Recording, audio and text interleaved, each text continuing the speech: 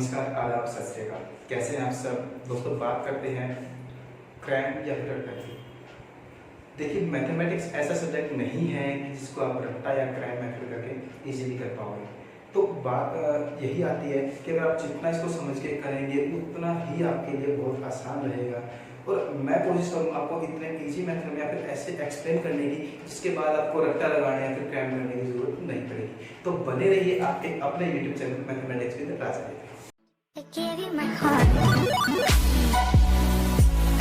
Students, बात करते हैं क्लास 10 एक्सरसाइज 1.2 के बारे में। तो जो इसका फर्स्ट सबसे पहला ही सम है वो हमें दे रखा है कि express each of the following as a product of its prime factors.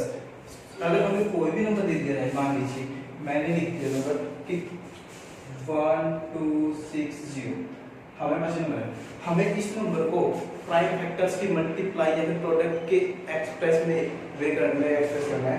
तो हम क्या करेंगे, देखिए सिंपल सी बात है स्टूडेंट्स कि अगर मैं इसको प्राइम फैक्टराइजेशन आप शुरू से 5th क्लास से करते आ रहे हैं, ये चीज बहुत इजी है, बहुत ही इजी है, कुछ भी नहीं करना है इसमें। देखिए, तो पहले क्या करेंगे, प्राइम फैक्टर्स के मल्टीप्लिकेशन के प्रोडक्ट के में एक्सप्रेस को हमने करना है। तो कई स्टूडेंट्स को देखिए क्या करेंगे कि ये पीछे 0 देना है, सबसे पहले 10 के टेबल में इसको काटो, 10 टेबल हो गया 126 में। लेकिन क्या नंबर 10 है जो हमारा क्या प्राइम नंबर है? जी नहीं, नंबर 10 जो है हमारा 1 और 10 की टेबल में आता है, 2 और 5 की टेबल में आता है। तो अगर हम इसको 10 की टेबल में सिंपली कर देते हैं तो ये हमारा हो जाएगा गलत। तो क्योंकि हमारा 10 प्राइम नंबर नहीं है तो हम क्या करेंगे, 1260 है तो इसको सबसे पहले सबसे छोटे जो प्राइम नंबर हो उसकी टेबल में कैंसिल करेंगे। पीछे 0 है तो क्या ये 2 की टेबल में डिवाइड हो जाएगा? बिल्कुल हो जाएगा जी। 2 6 12, 2 3 6, 2 0 0। उसके बाद फिर नेक्स्ट आगे फिर 0 तो फिर से 2 की टेबल में चला जाएगा। क्या हुआ, 2 3 6, 315 में गया। अब क्या फ्रेंड्स, ये 2 की टेबल में जाएगा? पीछे 5 और डिजिट है तो ये 2 की टेबल में तो नहीं जाएगा। देखते हैं 3 की टेबल में 5 1 6, 6 और 3 9, जी हां 3 की टेबल में चला जाएगा। तो 3 की टेबल में गया तो क्या होगा, 3 1 3, 3 0 0, 3 5 15। आगे 3 की टेबल में जाएगा, जी हां 5 1 6, 3 की टेबल में चला जाएगा, 3 3 9, 3 5 15। आगे 3 की टेबल में नहीं, 4 हमारा प्राइम नंबर नहीं है तो 4 की टेबल में इसको नहीं कर सकते। 4 पे जाना तो पहले 2 पे कर लेते हैं, तो उसके बाद जाएगा 5 पे, 5 7 जा 35 फिर जाएगा 7 टेबल में। तो देखिए फ्रेंड्स, हम क्या लिखते हैं, 1260 को हम लिखेंगे 2 multiply 2 multiply 3 multiply 3 multiply 5 multiply by 7। एक मेथड इसका ये बनता है। दूसरा भी बहुत ही इजी मेथड है जो आप कर सकते हैं, करते आए हैं 5th क्लास से, फैक्टर ट्री मेथड। देखिए, अगर मैं इसको करूं 1260 को सबसे पहले 2 की टेबल में चला जाएगा, 2 की टेबल में जाएगा, डिवाइड करेंगे तो क्या है हमारे पास 630। उसके बाद ये भी 2 की टेबल में जा रहा है, 2 से डिवाइड किया तो मैं 2 से डिवाइड करेंगे तो क्या आएगा 315। अब ये कितने में गया था, ये गया था हमारा 3 की टेबल में 3 से डिवाइड होता है, कितना आया 105। फिर 105 हमने 5 टेबल में किया तो क्या आ रहा, सॉरी 3 की टेबल में किया था तो हमारे पास आया 35 को 5 टेबल में 7 पे और फिर 7 गया 7 टेबल में 1 पे। तो हमने क्या किया, देखिए लेफ्ट साइड नंबर हमने लिख दिया। इसी तरह अगर फैक्टर ट्री मेथड में से हम जा रहे हैं तो भी हमारा ये होगा 2 multiply by 2 multiply by 3 multiply by 3 multiply by 7। ठीक है, अब क्या करेंगे हम, इसको हम लिखते हैं 2 कितनी बार आया फ्रेंड्स, देखिए 2 raised to power 2 हो जाएगा, 3 भी 2 टाइम्स है, 5 की पावर 1 हो गया, 7 की पावर 1, ये आ गया हमारा 1260 को हमने प्राइम फैक्टर्स की मल्टीप्लिकेशन या फिर प्रोडक्ट में हमने एक्सप्रेस कर दिया। बहुत इजी है, कुछ भी मुश्किल नहीं है। अगर एक बात समझ के करेंगे तो कोई प्रॉब्लम, कोई परेशानी नहीं होने वाली है आपको। ये था आपका, ठीक है। मैं आपकी बुक से एग्जांपल नहीं दे रहा क्योंकि मुझे नहीं लगता, मैं नहीं चाहता कि मेरे स्टूडेंट्स जैसा मैं कर रहा हूँ उसको कॉपी पेस्ट करें या फिर रेक्टिफिकेशन मेथड की तरफ जाए। मैं आपको टॉपिक क्लियर करवा रहा हूँ, अच्छे से करवा रहा हूँ, कहीं प्रॉब्लम हो तो हम बाद में फिर इस बारे में डिस्कस कर सकते हैं। लेकिन क्रैंक या फिर रेक्टिफिकेशन मेथड की तरफ होना चाहिए। कॉपी पेस्ट मत कीजिए, पहले समझिए और उसके बाद कीजिए। बहुत ईजी है फ्रेंड्स, कुछ भी मुश्किल नहीं है। हम इतने इजी मेथड से मैथमेटिक्स को करेंगे कि आप कहेंगे कि हमने ऐसे मैथमेटिक्स पहले नहीं किया, ठीक है। उसके बाद हमारा संबंध है कि हमें एचसीएफ और एलसीएम 2 नंबर्स दे दिए, 3 नंबर्स हमें दे दिए जाएंगे, तो ये तो आपका प्राइम फैक्टराइजेशन मेथड। इसी मेथड से हम प्राइम फैक्टराइजेशन मेथड से ही एचसीएफ और एलसीएम 2 डिजिट्स है, 3 डिजिट्स है, कोई भी नंबर है, कितने भी नंबर है, हम उनका निकाल सकते हैं। फॉर एग्जांपल अगर हमें बोल दिया जाए कि हमें निकालना है एचसीएफ निकालना है, एलसीएम निकालना है किन्हीं भी 2 नंबर्स का, चलिए एक एग्जांपल मैं आपकी बुक से उठा लेता हूं ताकि आपको समझने में थोड़ी सी इजी रहेगी। तो हमें दे दिया, मैंने दे दिया 510 एंड 92।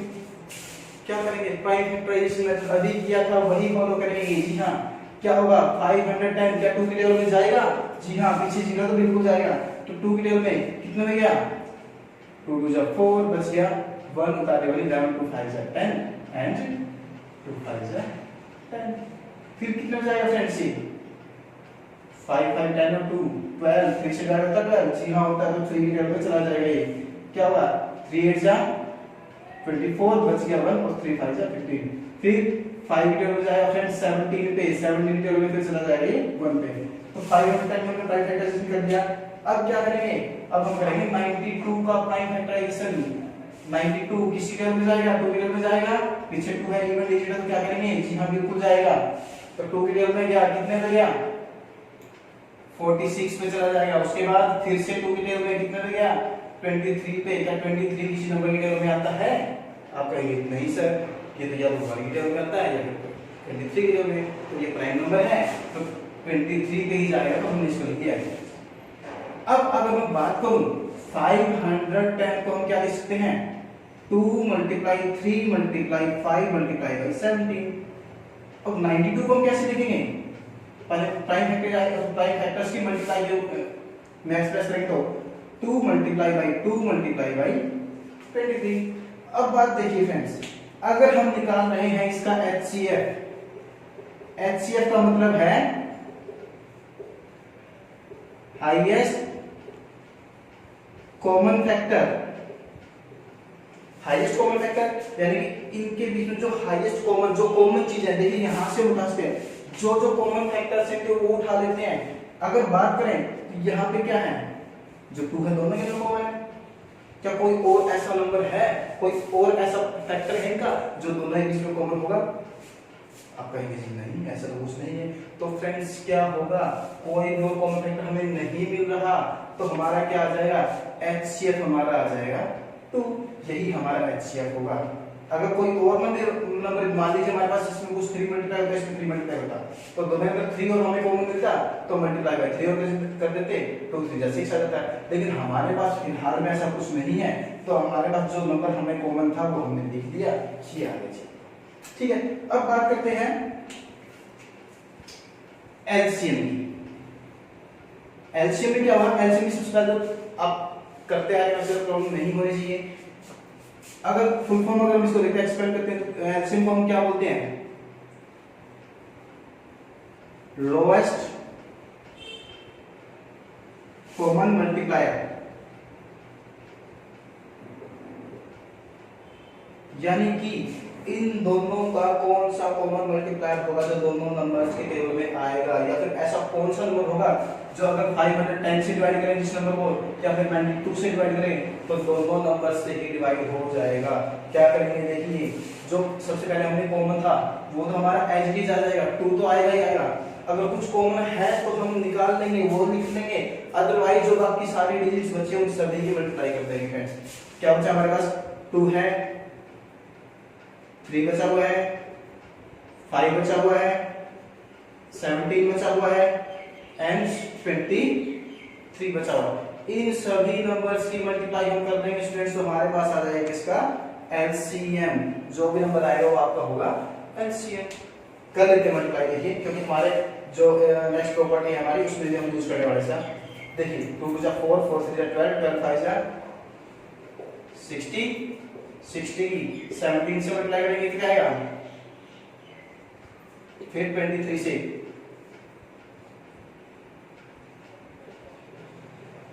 हमारा आ गया 23,463 आ गया, सॉरी 460 आ गया हमारा एलसीएम। अब बात करते हैं स्टूडेंट्स कि हमारी एक प्रॉपर्टी होती है कि अगर हमें कोई दो नंबर दे रखे हैं, मैं लिख रहा हूं उनको, फर्स्ट नंबर है और सेकंड नंबर है, अगर हमें इनका एचसीएफ और एलसीएम पता है, हमें जी 4 डिजिटल नंबर्स मान लीजिए हमारे पास, अगर फर्स्ट नंबर कोई दो नंबर है तो हमें एचसीएफ और एलसीएम पता है, तो इनके बीच में एक कॉमन चीज होती है, एक प्रॉपर्टी होती है, एक रिलेशन होता है। क्या होता है वो मैं आपको बता रहा हूं। अगर मैं कहूंगा first number multiply by second number है, वो हमारा होगा एचसीएफ मल्टीप्लाई बाय एलसीएम। बहुत इंपॉर्टेंट है, बहुत इजी है, कुछ भी मुश्किल नहीं है। एच फर्स्ट नंबर और सेकंड नंबर के अगर मल्टीप्लाई करेंगे तो एचसीएफ और एलसीएम की मल्टीप्लाई इक्वल आएगा। देख लीजिए मैं करके दिखा रहा हूं आपको। हमारे पास फर्स्ट नंबर और सेकंड नंबर क्या थे, 510 92, अगर हम इनकी मल्टीप्लाई करते हैं तो क्या होगा,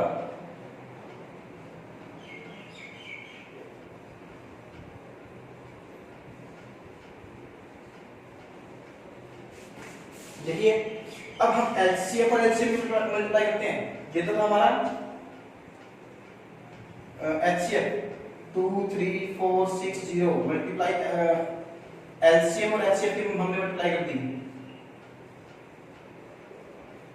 क्या ये और ये इक्वल है? बिल्कुल जी हाँ, कहेंगे सर ये तो बिल्कुल ही इक्वल है, बहुत।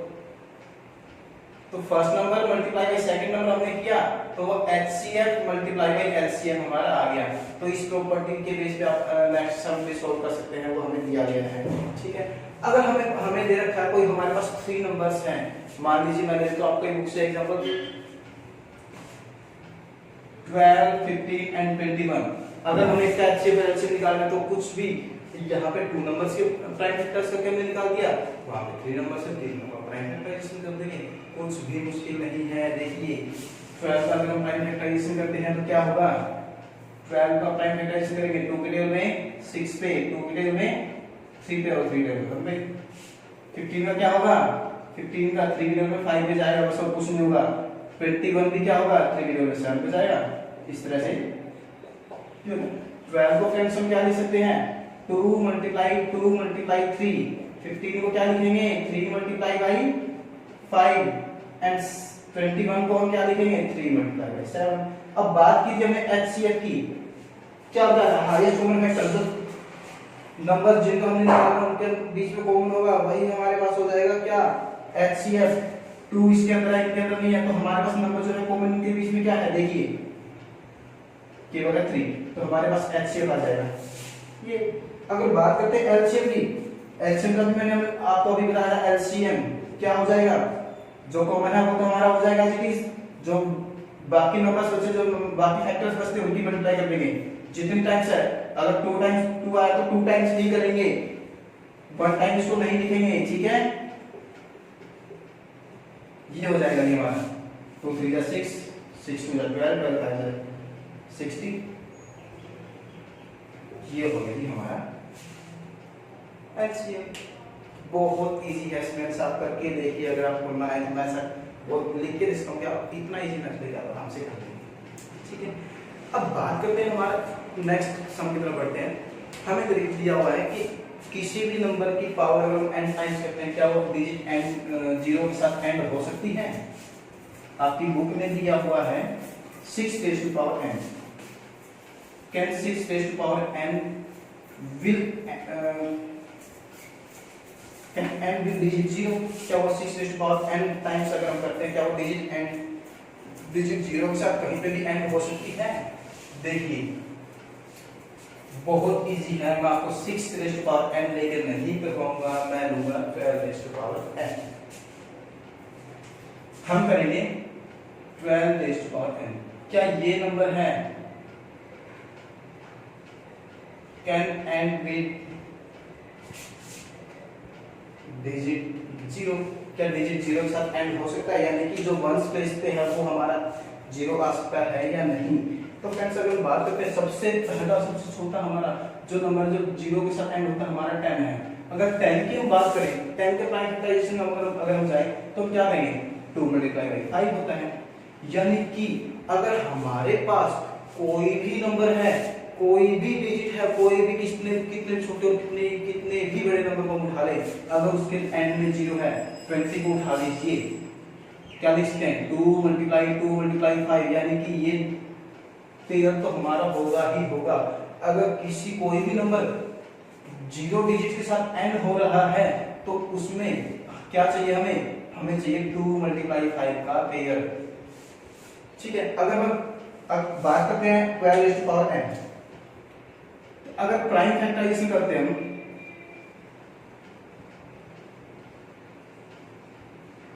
प्राइम फैक्टराइजेशन ऑफ 12 क्या होगा 2 मल्टीप्लाई 3। क्या हमारे पास इसके प्राइम फैक्टराइजेशन में 2 मल्टीप्लाई 5 का कोई पेयर बन रहा है? आप कहेंगे जी नहीं बन रहा। तो हम क्या कहेंगे कि जब 12 रेज़ टू पावर n है, हम इसको कितने भी टाइम्स मल्टीप्लाई कर लें, हमारा कभी भी डिजिट 0 के साथ एंड नहीं हो सकता। हम क्या लिखेंगे देखिए,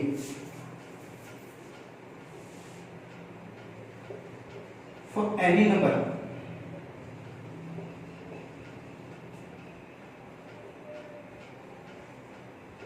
and with digit 0,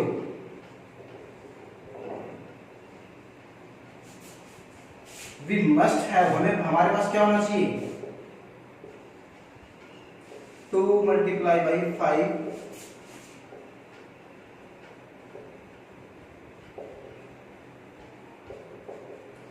in its prime factorization. Prime factorization हमारे पास क्या होना चाहिए 2 मल्टीप्लाई 5 होना हमारा बहुत ही जरूरी है। बट लेकिन क्या है 12 does not have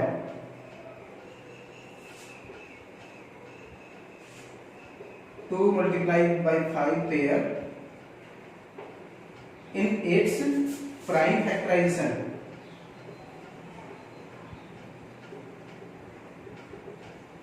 So 12 raised to power n cannot end with digit 0। ठीक है, क्या था अगर कोई नंबर जो 0 के साथ एंड हो रहा है, हमारे पास क्या होना चाहिए 2 मल्टीप्लाई बाई 5 का पेयर उसके अंदर होगा, लेकिन हमारे पास 12 के अंदर कोई पेयर ऐसा है ही नहीं। तो हम क्या बोल सकते हैं कि ये नंबर कभी भी डिजिट 0 के साथ एंड नहीं हो सकता। तो इसी तरह 6 रेज़ टू पावर n का करके देख सकते हैं। बहुत ही एक्सपेरिमेंट करके देखिए, होगा बिल्कुल होगा और अच्छे से होगा। ठीक है, बढ़ते हैं हमारे नेक्स्ट क्वेश्चन की तरफ। हमें नेक्स्ट में दिया गया है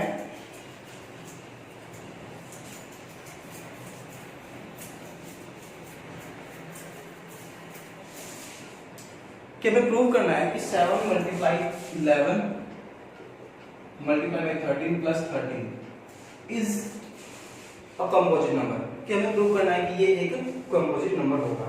क्या होगा देखिए, अगर हम इसको करते हैं यहाँ पे क्या मैं लिखता हूँ 7 multiply by 11 multiply by 13 plus क्या मैं इस नंबर को मैं लिख सकता हूँ 13 मल्टीप्लाई बाई 1 से लिख सकता हूँ। तो हमारे पास प्लस साइन है, इससे पहले एक डिजिट जी मिल गया और एक डिजिट जी मिल गई, एक नंबर दो नंबर मिल गया। तो क्या इन दोनों में कुछ कॉमन है? जी हाँ, 13 को मैं निकाल सकता हूँ जी कॉमन। 13 कॉमन बाहर आया तो 7 मल्टीप्लाई बाई 11 हुआ एंड प्लस क्या हुआ 13 बाहर आया तो बच गया 1। तो क्या बचा हमारे पास नंबर 13। बोर्ड मास का अगर हम फॉलो करते हैं तो क्या होगा प्लस से पहले मल्टीप्लाई होती है 11 7 से 77 प्लस 1 क्या होगा 13 मल्टीप्लाई बाई 78 आ गया। और मान लीजिए चाहे आपको कुछ नंबर आए, मैंने इसको मान लिया कि ये नंबर हमारा x आया। अब जो ये नंबर कोई भी हमारा x नंबर है ये 1 से और x से खुद से डिवाइड होगा ही होगा। अच्छी बात है कि ये नंबर 1 से खुद से जो भी नंबर होगा 1 से और खुद से डिवाइड होता ही होता है। तो क्या ये नंबर इन दोनों जब इन दोनों की मल्टीप्लाई में हम लिख रहे हैं तो इन दोनों से भी डिवाइड होगा। तो हमारा जो नंबर 1 को और खुद को छोटे किसी भी नंबर से डिवाइड होता है तो उसको क्या कहते हैं फ्रेंड्स, कंपोजिट नंबर। क्या होगा, द नंबर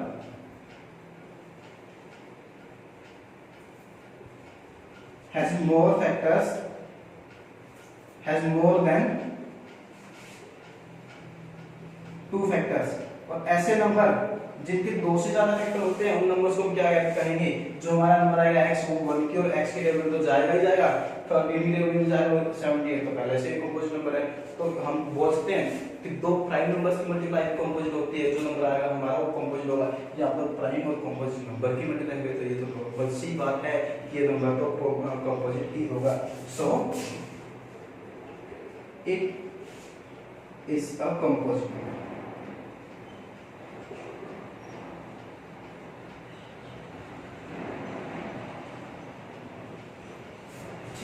बहुत इजी स्टूडेंट्स, बहुत इजी है। आई होप आपको अच्छे से समझ में आ रहा होगा। अब बात करते हैं नेक्स्ट सम की तरफ बढ़ते हैं।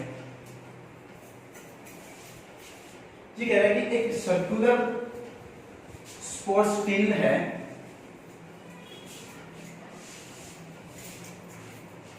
और उसका सोनिया जो है गर्ल, जो सर्कुलर फील्ड है सोनिया, तो उस सर्कुलर फील्ड एक राउंड लगाने में कितना टाइम लेती है, 18 मिनट्स। और उसी काम को करने के लिए रवि लेता है 12 मिनट्स। अब इन्होंने कहा है कि अगर ये सेम डायरेक्शन में एक ही पॉइंट से चलना स्टार्ट करें, एक ही डायरेक्शन में चलना स्टार्ट करें, तो नेक्स्ट जो होगा कितने टाइम के बाद ये दोनों एक दूसरे से मिलेंगे या फिर एक दूसरे से सेम पॉइंट पे, स्टार्टिंग पॉइंट पे इकट्ठा होंगे। अब बात करते हैं कि इन दोनों की एलसीएम 18 एंड 12। अगर देखिए बात करते हैं 18 के हिसाब से अगर जा रहे हैं, चलो पहले एलसीएम ही निकालते हैं। सर 2 के टेबल में जाएगा 9 पे, 3 के टेबल में 3 पे एंड उसके बाद फिर से 1 पे, 2 के टेबल में 6 पे, 2 के टेबल में 3 पे एंड 3 के टेबल में 1 पे। अब 18 को क्या लिख सकते हैं हम, 2 मल्टीप्लाई 3 मल्टीप्लाई बाई 3 एंड 12 को स्टूडेंट्स क्या लिखेंगे, 2 मल्टीप्लाई 2 मल्टीप्लाई बाई 3।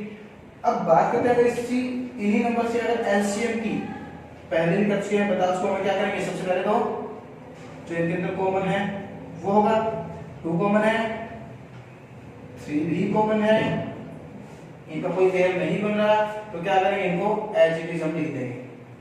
2 3 जा 6, 6 2 जा 12, 12 3 जा 36। यानी कि अगर बात करें 36 मिनट्स के बाद जो सोनिया है 18 मिनट में 1 राउंड लगा रही है, 36 मिनट के बाद ये 2 राउंड लगा के सेम स्टार्टिंग पॉइंट पे होगी।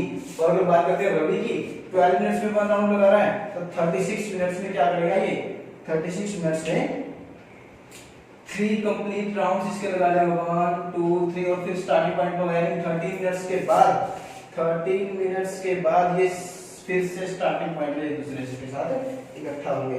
स्टूडेंट्स ये थी आपकी एक्सरसाइज 1.2। बहुत इजी है, बहुत अगर समझ के कर रहे हैं आप तो कुछ मुश्किल नहीं होने वाली है आपको, ठीक है। तो आई होप आपको अच्छे से समझ में आया होगा। जय हिंद, जय भारत।